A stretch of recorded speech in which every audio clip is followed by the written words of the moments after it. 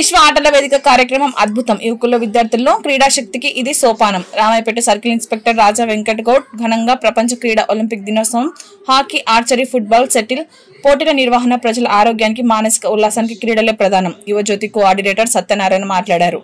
అన్ని దేశ ప్రభుత్వాలు ఎంత ఆడినా వాడి యొక్క ప్రతి క్రీడాకారుని యొక్క కోరిక ఒలింపిక్.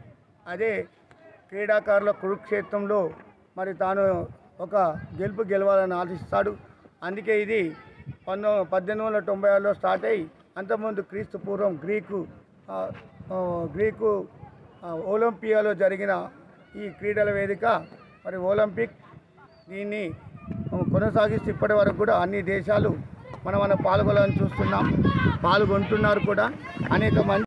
కాబట్టి ఈ జూన్ 23 మరి ఒలింపిక్ డేగా, ఒలింపిక్ దినోత్సవంగా, క్రీడా దినోత్సవంగా దీన్ని అన్ని క్రీడలను అభివృద్ధి చేయాలంటూ మా యువజ్యోతి స్పోర్ట్స్ క్లబ్ మరియు అకాడమీ ద్వారా ఈ కార్యక్రమాన్ని హాకీ, ఆర్చరీ, షటిల్, ఫుట్బాల్ పోటీలను బాలులకే కాకుండా యువజ్యోతి క్రీడాకారులు కూడా పాల్గొని ఈ కార్యక్రమాన్ని కొనసాగిస్తున్నారు.